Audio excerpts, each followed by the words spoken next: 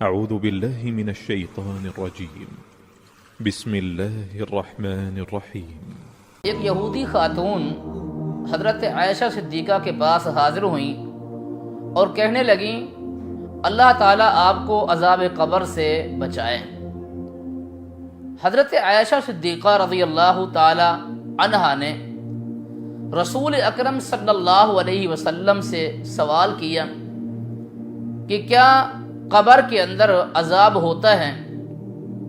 نبی علیہ الصلاۃ والسلام نے فرمایا نعم ان عذاب القبر حق، ہاں جی عذاب قبر کا عذاب برحق ہے۔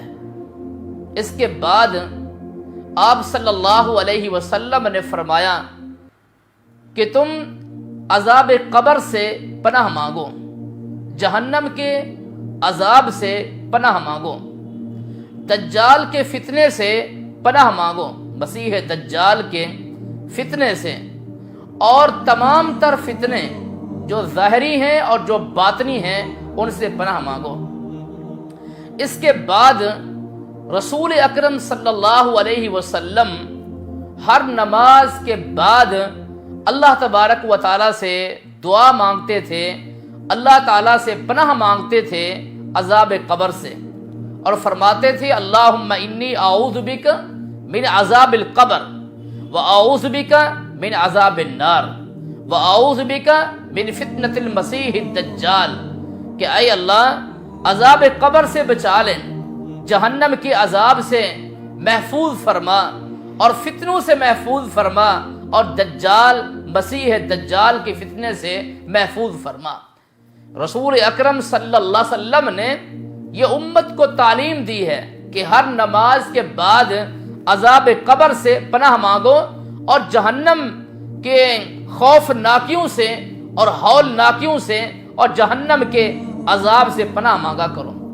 اس لیے امت مسلمہ کو چاہیے کہ نماز کے بعد عذاب قبر سے، جہنم کے عذاب سے اور فتنوں سے اور دجال کے شر سے جو ہے وہ بچنے کی اللہ تبارک و تعالیٰ سے پناہ مانگا کریں۔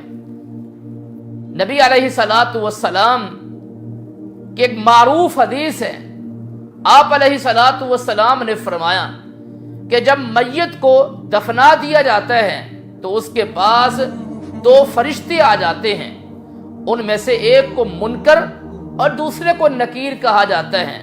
سوال و جواب کا سلسلہ شروع ہو جاتا ہے، اور جو شخص تمام تر سوالات میں کامیاب ہو جاتا ہے کہ میرا رب اللہ ہے، میرا دین اسلام ہے، میرے نبی محمد الرسول اللہ صلی اللہ علیہ وسلم ہیں، تو فرمایا کہ جنت کا لباس اس کے لیے پہنا دیا جاتا ہے اسے، اور جنت کا بچھونا اس کے لیے بچھا دیا جاتا ہے، اور جنت سے کھڑکی اس کے لیے کھول دی جاتی ہے۔ اور فرمایا کہ جو شخص ناکام ہو جاتا ہے ان تمام تر سوالات کے جوابات دینے میں، تو پھر جہنم کا بچھونا اس کے لیے بچھا دیا جاتا ہے، جہنم کا لباس اسے پہنا دیا جاتا ہے، اور جہنم سے کھڑکی اس کے لیے کھول دی جاتی ہے، اور اس کو مختلف آزمائش و عذابوں سے دوچار ہونا پڑتا ہے۔ رسول اللہ صلی اللہ علیہ وسلم ایک دن بنی نجار قبیلے کے ایک باغیچے کے قریب سے گزرے، آپ صلی اللہ علیہ وسلم سواری کے اوپر سوار تھے، تو اچانک وہ سواری رک گئی، خچر تھا غالباً، حدیث میں آتا ہے علی بغلہ، کہ خچر کے اوپر سوار تھے، تو وہ خچر سواری وہیں رک گئی، جانور وہاں رک گیا۔ آپ صلی اللہ علیہ وسلم نے فرمایا کہ جو 5-6 قبریں ہیں یہ کب ان کا انتقال ہوا ہے؟ تو کسی نے بتایا کہ حالت شرک میں ان کا انتقال ہوا ہے۔ آپ صلی اللہ علیہ وسلم نے فرمایا اسی لیے انہیں عذاب ہو رہا ہے، اسی لیے انہیں عذاب ہو رہا ہے۔ معلوم یہ ہوا کہ قبر کا عذاب برحق ہے۔ رسول اللہ صلی اللہ علیہ وسلم 2 قبر والوں کے قریب سے گزرے، انہیں عذاب ہو رہا تھا۔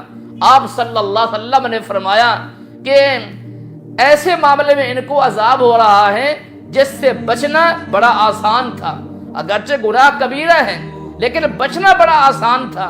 آپ صلی اللہ علیہ وسلم نے فرمایا ان میں سے ایک نمام تھا، چغلیاں کرتا تھا، اور جو دوسرا تھا وہ پیشاب کے سے احتیاط نہیں کرتا تھا، اسی وجہ سے ان کو عذاب ہو رہا ہے۔ معلوم یہ ہوا کہ قبر کا جو عذاب ہے وہ برحق ہے۔ اسی طرح اور بھی احادیث ہیں۔ حضرت سعد بن معاذ رضی اللہ تعالی عنہ، نبی علیہ الصلوۃ والسلام جب ان کی تدفین سے فارغ ہوئے تو آپ صلی اللہ علیہ وسلم نے پڑھا سبحان اللہ، صحابہ کرام نے بھی فرمایا سبحان اللہ، نبی علیہ الصلوۃ والسلام نے فرمایا اللہ اکبر، صحابہ کرام نے بھی فرمایا اللہ اکبر۔ پھر صحابہ نے پوچھا، سوال کیا کہ یا رسول اللہ صلی اللہ علیہ وسلم آپ نے یہ عمل کیوں کیا؟ نبی علیہ الصلوۃ والسلام نے فرمایا کہ سعد بن معاذ کو جب دفنایا گیا ہے تو قبر نے ان کو دبوچ لیا ہے۔ اللہ اکبر، تزایق، فرمایا کہ قبر اس پر تنگ ہو گئی ہے، قبر نے ان کو دبوچ لیا ہے۔ اللہ اکبر۔ سعد بن معاذ وہ صحابی کہ آسمان کے تمام دروازے ان کی روح کے لیے کھول دیے گئے، 70,000 فرشتے ان کے نماز جنازہ میں شریک ہوئے، رسول اللہ صلی اللہ علیہ وسلم نے ان کا نماز جنازہ پڑھایا، عرش بھی ان کی موت کے اوپر کانپ اٹھا، تحرکت لہ العرش، عرش بھی حرکت میں آ گیا۔ مگر دیکھیے حضرت سعد بن معاذ رضی اللہ تعالی عنہ کو قبر نے دبوچ لیا۔ معلوم یہ ہوا کہ قبر کا عذاب برحق ہے۔ پھر اللہ کے نبی علیہ الصلوۃ والسلام نے جب سبحان اللہ پڑھا تو قبر وسیع ہو گئی، پھر جب اللہ اکبر کہا تو قبر اور وسیع ہو گئی، پھر جب الحمدللہ پڑھا تو قبر مزید جو ہے کیا ہوگی، وسیع اور کشادہ ہو گئی۔ میرے بھائیوں، اس سے معلوم ہوا کہ قبر کا عذاب برحق ہے۔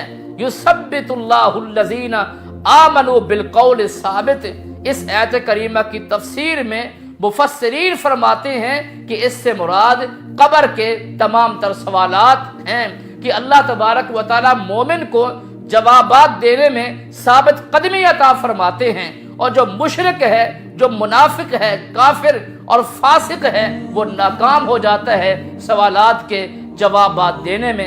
حضرت عثمان رضی اللہ تعالیٰ عنہ جب قبر کے اوپر پہنچتے تو رو پڑتے۔ اصل وجہ کیا تھی؟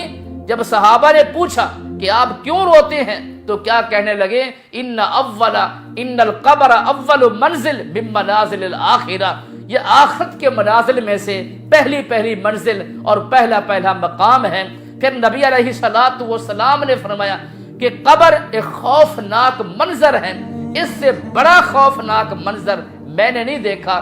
اللہ تبارک و تعالیٰ سے دعا ہے کہ اللہ تبارک و تعالیٰ ہماری قبروں کو منور فرمائے اور ہماری قبروں کو اللہ جنت کا باغیچہ بنائے، اور سوالات کے جوابات دینے میں اللہ ہم سب کو جو ہے وہ توفیق عطا فرمائے۔ اقول قولی ھذا استغفر اللہ لی ولکم ولسائر المسلمین۔